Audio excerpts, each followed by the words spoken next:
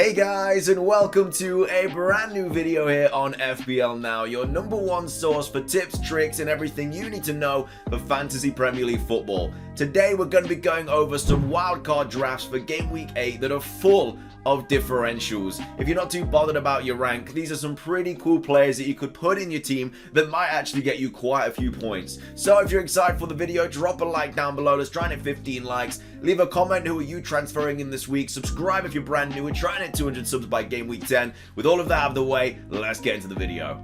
So, starting things off, I'm going to be showing you two different drafts today, full of, like I said, complete differentials, all owned by like less than 8% of teams. And we're starting off with this draft here. So in goal, we've obviously got Foster and Ramsdale. I'm not going to talk too much about them, but it is just kind of the wild card combination at the moment. Foster is in goal for Watford, seems to be their #1 at the moment because the other goalkeeper that they have is completely injured for like 3 to 4 months. So he's going to be playing over the next few game weeks and he's 4 mil, so why wouldn't you bring him in? And then Ramsdale is just obviously got a lot of good fixtures coming up. He seems to be Arsenal's #1 now. Leno has dropped to the bench. He's cheap. He's only 4.6, and Arsenal have got some really good fixtures coming up as well. Watford not as good, but I mean it's a 4 mil keeper that plays, so you've got to have him in your wildcard team. So yeah, I mean the keepers aren't a huge differential, but now we'll get into the actual players. So we're starting off with Cancelo. Now again, he's not a massive differential, but these teams do have players that aren't going to be differentials just because you kind of have to have them in your team. And I feel like Cancelo is one of those players just because of the fixture run that's coming up, having Burnley, Brighton and Crystal Palace. All really good fixtures, and then they've got United away, Everton at home, West Ham United at home, but then look at these fixtures here. I mean, all those green twos, absolutely fantastic.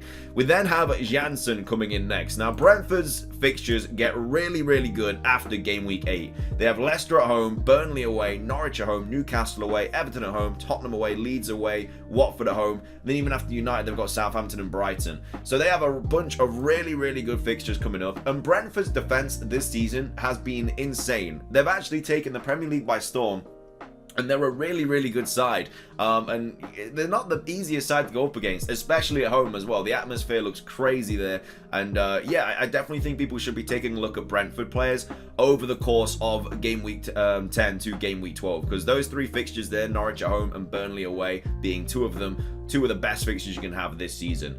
So yeah, he's only 4.6 as well, so definitely something that you should keep your eye on. We've then got Azpilicueta. Again, he's not owned by a lot of teams, which is surprising because he seems to be pretty nailed at Chelsea. He might kind of get rotated a little bit when Reece James plays, so you could play Reece James instead of Azpilicueta. But of course, they've got some really nice fixtures coming up: Brentford, Norwich, Newcastle, Burnley, and then Leicester. You want some Chelsea players for those kind of games because they're just so good. Next up, we have Semedo. Wolves have one of the best defenses in the league this season, and just like when I talk about Jimenez or Hwang or whatever, Wolves fixtures are really good coming up. They've got Villa, Leeds, Everton, Crystal Palace, West Ham, Norwich, and then Burnley. Okay, you're going to get rid of them for like Liverpool, City, Brighton, Chelsea, Watford, and then Arsenal, United. You're not going to have any Wolves players for those, but for the next like up to Game Week 14, they're great. They're really good to hold. Semedo is getting so forward. He's having a lot of shots on goal. He's been really unlucky not to score yet this season. But he definitely, I feel like, is going to return big very soon. Coming up after that, we have Livramento. I mean, I've spoken about this guy quite a bit all season. He's pretty well owned now with over 13% of teams having him, but that's just because Southampton's fixtures are getting so good. Leeds, Burnley, Watford, Villa, then Norwich. Really good fixtures up until Game Week 12. So he's not exactly a differential, but he's just really good bench fodder that you can bring in, and if one of your players doesn't play, like Azpilicueta or something, he'll be coming on and hopefully will get you that clean sheet because, like I said, their fixtures are so good. Next up, De Bruyne, which I can't believe is a differential this season, but he's only owned by 2% of teams, which is mind-blowing because De Bruyne, one of the best players in the world, probably the best midfielder in the world, picks out a pass like it's going out of fashion. And they've got Burnley, Brighton, then Crystal Palace. We've been over the City fixtures, but I think a few people will be bringing in De Bruyne this week and actually giving him the armband, which I 100% can understand. Burnley at home, last two home outings at Burnley, the Etihad for Burnley, 5-0 defeats. So yeah, De Bruyne is going to start. He's going to be at the heart of all of those goals, hopefully. So if they do just absolutely whitewash Burnley again, which seems to be very likely, I think De Bruyne can get you quite a few points. Salah, again, not a differential, pretty much the most owned player, but I mean, I don't feel like I can make a draft without Mo Salah. I'd feel sick inside. I just have to have him in the draft. Like, if you were going to go for something like this with like a bunch of differentials, you're still going to want to have Mo Salah because he's just the GOAT. He's just the best FPL option. We've got Mbeumo next as well, who's actually popping off quite a bit. We've been over Brentford's fixtures. He's got some really good ones coming up. And he's only 5.5, and he's actually popping off quite a bit. A lot of people have brought him in like sneakily, and he's rewarding those players. You know, he's only owned by 1.5% of teams. I think another player is like Norwood. I think for Norwich, if I just quickly search Norwood, right? I think that's his name anyway. It's not Norwood. It's Norman. Norman is the player I was on about. Norman is another player that like is only owned by 0.1% of players. But he's actually he's getting a lot of chances. He's creating a lot of chances. I think he hit the crossbar or the post as well last week. And Norwich have some really good fixtures coming up. Leeds, Brentford, Southampton, Wolves, Newcastle. And he's only 4.5. So if you did want to bring someone in for bench fodder, I think Norman is a really good option. Anyway, we're carrying on with the differentials. Obama Blood Clot Yang is also a differential. 2.3% of teams own him, and he's obviously got some really good fixtures coming up. Crystal Palace at home, Aston Villa at home, Leicester, Watford. Don't talk about Liverpool, but then Newcastle. I think Obama Blood Clot Yang could be a little diffy, to be fair. He's only 9. Well, I say he's only 9.9. I personally wouldn't go with it. Like I say, this is more of a fun video, you know, just for differentials that could pop off, that not many people own, that could actually give you a really good game week. Like, if I was going to bring in a 10 mil player, I'd bring Son over Aubameyang, but I'm trying to do it seriously. So if you're just having a laugh, Aubameyang is an option that you could bring in. And then we've got Jimenez, who still is only owned by like 6% of teams, but is just a really good option. I've spoken about him multiple times throughout this week. I think that a lot of people should be bringing him in. Again, we've been over the Wolves fixtures. They're really good up until game week 15 when it just absolutely plummets. But yeah, up until then, you kind of want some Wolves assets. And then we've got Morpay as well, who's got Norwich away next. Doesn't go much better than that, but then we got City, Liverpool, but then Newcastle, Villa, Leeds, West Ham, Southampton, Tottenham, Wolves, like some really good fixtures. So if you were going to bring in Morpay, then yeah, you got him for the Norwich game, but then after that, Newcastle, like, just kind of maybe bench him for City, Liverpool. Like, we've got Decore as well. I don't know why I moved over Smith Rowe and Decore, but straight onto the forwards after Mbeumo. But we also have Smith Rowe and Decore. Like I say, we've been over the Arsenal fixtures, and then Decore is just another really cheap option, 5.7, and he's just popping off like every single week. He's a CDM, but he just doesn't stop running. He's the B-Tech Kante, and well, I say B-Tech, he's popping off more than Kante. He's getting a lot more points than him. And as I say, Everton have got some nice fixtures coming up. You could also play Townsend instead if you really wanted to, but this is a very differential draft. There's like I said, a few players that are in a lot of people's teams, like Salah and Cancelo, but there's players like De Bruyne that are only owned by like 2% of teams, which is just mind-blowing because De Bruyne was just a staple in every single person's team before that. So either way, it is an interesting draft, that's for sure. We're going over the next one now, though, which is similar in the sense that it's just completely like I don't think I would go for this draft, but it's just a fun one. We've got Foster and Sanchez in goal this time. Sanchez, I think, is the most owned keeper, but he's just got Norwich away, so that's a really nice fixture coming up. And then for City, Liverpool, I guess you could play Foster. I mean, his fixtures aren't much better. I mean, he has Everton and the Southampton, so I guess they are a little bit better. But yeah, it just depends what happens, because I think Sanchez will make a lot of saves in the Liverpool City game, so he might get save points, where if Foster just concedes one and makes no saves, then Sanchez is going to be the better option. But we'll have to wait and see. But at the back, we've got Tierney. Again, we've been over Arsenal fixtures. I just think Tierney is a really good option. He's getting forward quite a bit. He's creating a lot of chances. I think he's been unlucky so far this season. We've got Pinnock at the back instead of what's his face? I actually can't remember his Jansen, that's the one. Which again, just the same. He's only 4.6. Brentford have got some really good fixtures coming up. We then have Laporte instead of Cancelo. Laporte, very low owned, only 3.6% of teams. I think like 20% have Diaz, and then nobody has Laporte. But Laporte has started every single game and played every single minute of every single game in the league this season for City. I don't know why John Stones has just been dropped, but yeah, Laporte is a much cheaper option than Diaz. And again, City at the back. Like, City have the best defense in the league, you know, even better than Chelsea, even better than Liverpool.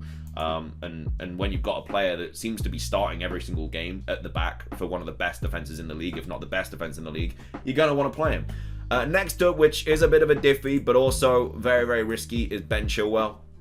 Instead of Azpilicueta, Alonso, Rudiger, Christensen, Thiago Silva, Reece James, you play Chilwell. He is 5.6 mil. He's only owned by 3.7% of teams. Is he going to start over Alonso now? I don't know. They both got called up for international duty, so it's not like one of them got more rest than the other. Chilwell did score when they played Southampton, but also he gave away a penalty, so I guess that kind of cancels it out. But he had a lot of shots. He was getting really, really forward, just as much as Alonso did, so he's getting that freedom as well. And I think when Chilwell can get that forward, I think he is a better option. Personally, I just think that he's a better player than Alonso. He's faster than Alonso, and I think he can pick out passes better than Alonso as well. That's just my personal opinion, but I think if you were to bring Chilwell in and he was nailed, it'd be a really, really good option. I would love to bring Chilwell in. I think I had him last season when he was under like Frank Lampard and stuff, and he got me quite a few points, but yeah, he's a decent option if he starts every game. Livramento, already been over, don't need to talk about him. Phil Foden next, good old Philip. Again, City's fixtures really, really good. Is he nailed? No. Pep roulette is a thing. Every single City player just seems to be in it, apart from Diaz, Ederson, and De Bruyne, I would say. All the other players, you're pretty much going to get rotated a lot, like even Grealish, even though he's played every single game so far this season. Now Foden's back, and now that Foden's playing really, really well, I think Grealish and Foden might change quite a bit, which is unfortunate because you want to see them both shine, but it is just Pep roulette. We've got Salah again. We've got Sonny next as well, which he's not exactly a differential, but he's only owned by 13% of teams. Newcastle away. I've spoken about him in the midfielder wildcard watch list.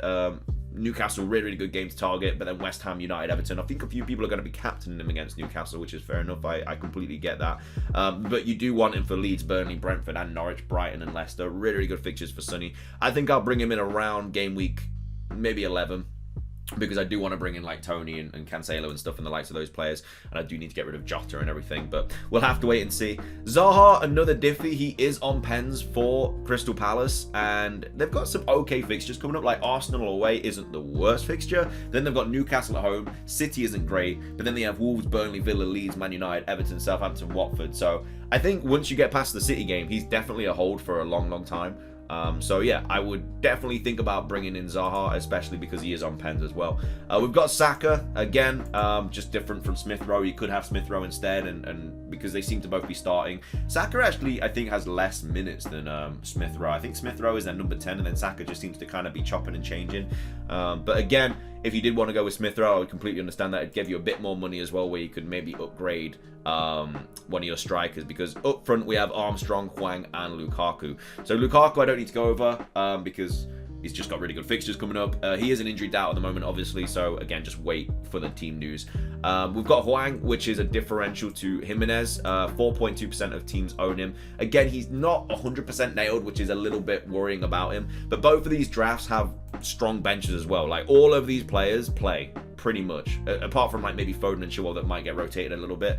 They all pretty much play every single minute of every single game. So yeah, even if your players don't play, you've got really good bench options coming on. So yeah, Hwang I don't like as much as Jimenez. Like, yeah, he did score a brace, but Jimenez assisted both of them. Jimenez is on pens.